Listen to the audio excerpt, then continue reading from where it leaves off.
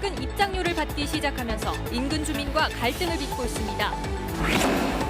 군산시가 고군산군도 주차장을 유료화하기로 하자 주민들이 반발하고 있습니다. 임실군이 전국 최초로 반려동물 화장장을 짓는 등 반려동물 산업의 메카를 꿈꾸고 있습니다.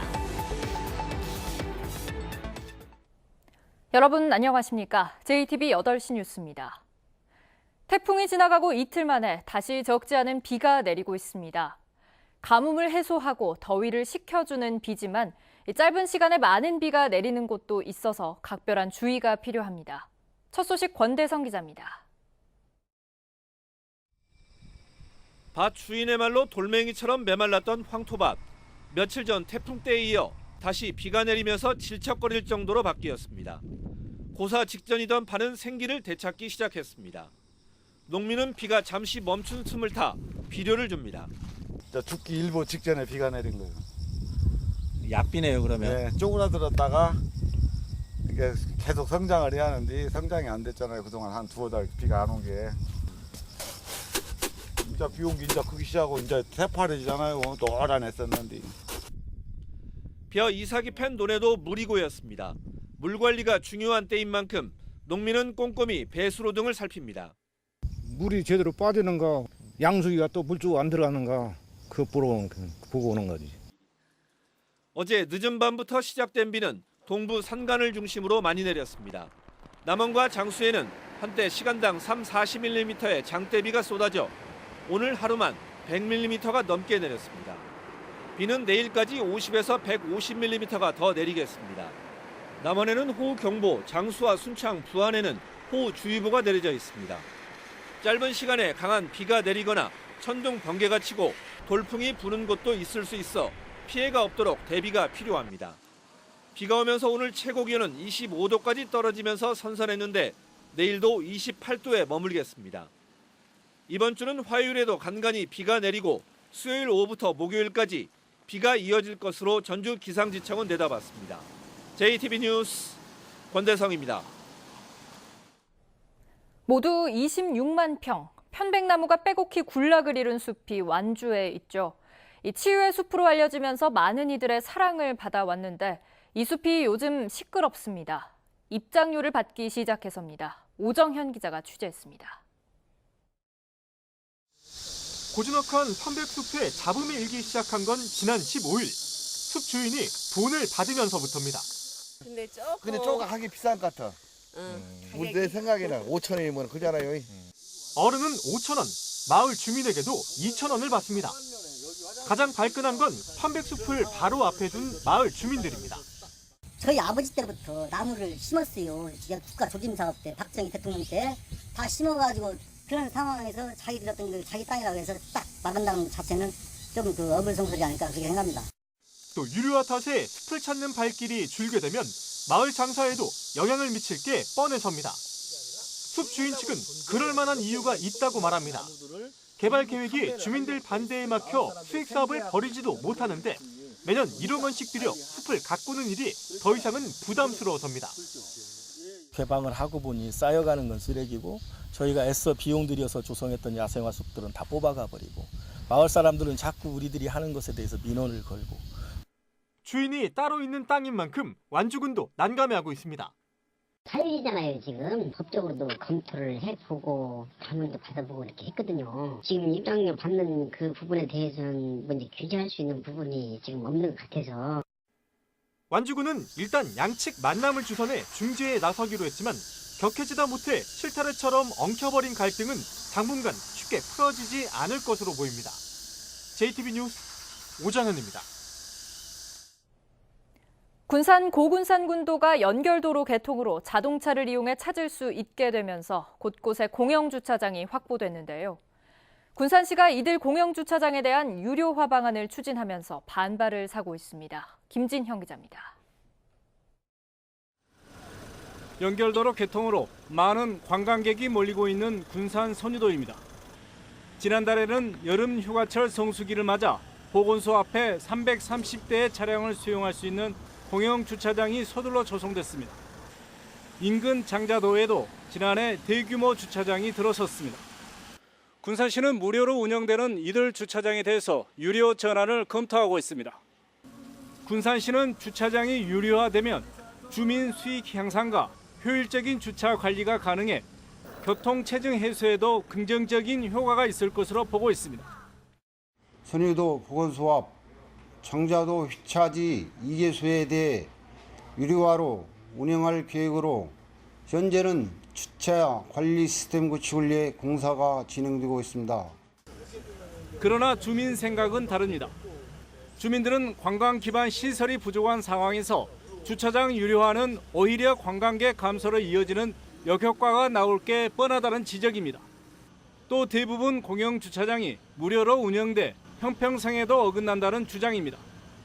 군산시에서도 공영주차장이라는 곳은 거의다가 무료화로 지금 운영이 되지 않나.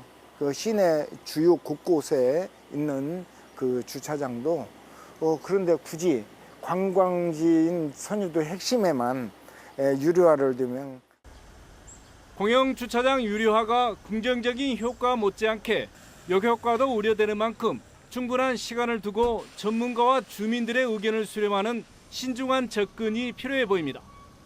JTB 뉴스 김진영입니다. 반려동물 인구 1000만 시대를 맞아 관련 산업이 지속적인 성장세를 이어가고 있습니다. 임실군이 전국 최초로 반려동물 공공 화장장을 짓기로 하는 등 반려동물 산업의 메카를 꿈꾸고 있습니다. 하원호 기자입니다. 강아지 2마리가 자유롭게 풀밭에서 뛰놀고 있습니다. 오수 의견공원에 있는 이 캠핑장은 반려동물과 함께 캠핑을 즐길 수 있어 애견인들에게 인기가 높습니다. 여기는 자유롭게 강아지하고 같이 놀 수 있는 공간이기 때문에 서울을 비롯한 수도권 지역, 그다음에 대구, 광주 이런 지역에서 많이 옵니다. 의견의 고장 임실 오수가 반려동물 산업의 거점으로 탈바꿈합니다. 지난 2003년 240억 원을 들여 만들었지만 사실상 방치됐던 오수 의견 관광지에는 반려동물 테마파크가 들어섭니다. 전국에서 처음으로 반려동물 공공 화장시설과 장례식장, 공안시설도 설치됩니다. 또 농공단지를 만들어 반려동물 사료와 장난감 제조업체 등을 유치할 계획입니다. 요람에서 무덤까지, 즉 반려동물의 처음 시작부터 끝까지를 원스톱 서비스를 할 수 있는 곳으로 조성이 된다면 많은 사람들이 이곳을 찾고 지역이 함께 발전할 수 있을까 하는 취지에서 이런 사업을 추진하고 있는 것입니다. 반려동물 산업은 오는 2020년 6조 원 규모로 성장할 것이라는 전망이 나오고 있습니다. 수도권과 멀다는 지리적 약점을 극복하고 임실군이 반려동물 산업의 주도권을 잡을 수 있을지 관심을 모으고 있습니다. JTB 뉴스 하원호입니다. 문재인 대통령이 해양수산부 신임 차관에 고창 출신으로 전주 상산고를 졸업한 김양수 해수부 기획조정실장을 임명했습니다. 이에 따라 문재인 정부 들어 임명된 차관급 인사는 11명으로 늘었습니다. 전주시가 한옥마을을 방문하는 외국인의 관광 안내를 위해 콜센터를 운영하기로 했습니다. 전주시는 다음 달부터 한옥마을의 오목대 관광 안내소에 외국인 관광 안내 콜센터를 설치해서 오전 9시부터 오후 6시까지 운영할 계획이라고 밝혔습니다. 외국인 관광 안내 콜센터에서는 영어와 일본어, 중국어 서비스가 제공됩니다. 635조 원 규모의 국민연금 운용을 총괄하는 국민연금공단 기금운용본부장이 조만간 선임될 것으로 보입니다. 국민연금 기금이사 추천위원회는 지난 21일 본부장 면접을 치르고 최종 후보를 5명으로 압축해 김성주 이사장에게 추천했습니다. 이에 따라 빠르면 다음 달쯤 신임 기금운용본부장이 선임될 것으로 보입니다. 기금운용본부장 자리는 지난해 7월 강면욱 전 본부장이 사퇴하면서 1년 넘게 비어 있습니다. 갈수록 소득 양극화가 심화되고 있어 정부의 경제정책을 수정해야 한다는 주장이 나왔습니다. 국회 유성엽 의원은 통계청이 발표한 2분기 가계동향 조사 결과 상위 20%의 처분 가능 소득이 하위 20%의 5.23배나 돼 2008년 금융위기 이후 2분기 기준으로는 격차가 가장 많이 벌어졌다고 말했습니다. 또 가장 어려운 계층인 1분위는 고용 부진 등으로 지난해보다 소득이 7.6%나 줄었지만 상위 20%는 10.3%나 늘어 문재인 정부의 경제 정책이 어려운 사람들을 더 어렵게 만들고 있다고 비판했습니다. 한식기구인 정부의 국가식품 클러스터 담당 부서를 상식기구로 전환해야 한다는 지적이 나오고 있습니다. 농식품부는 지난 2011년 2년 기한의 국가식품 클러스터 추진팀을 만들어 지금까지 3차례 연장해 운영해왔으며 현재 추진팀의 운영 기한도 내년 2월까지입니다. 이처럼 정부의 국가식품 클러스터 전담 부서가 한시적으로 운영되면 사업의 연속성이 떨어질 수 있어서 상식기구 전환의 필요성이 커지고 있습니다. 고창 공용터미널 앞 보릿골로와 군산중앙로 등 3곳이 정부의 간판 개선 사업 대상지로 선정됐습니다. 전라도는 내년에 이들 3곳의 300여 상가의 간판을 지역 특성에 맞게 개선한다고 밝혔습니다. 사업비는 모두 14억 원으로 90%는 정부와 전라북도, 시군이 지원합니다. JTB 8시 뉴스를 마칩니다. 시청해주신 여러분 고맙습니다.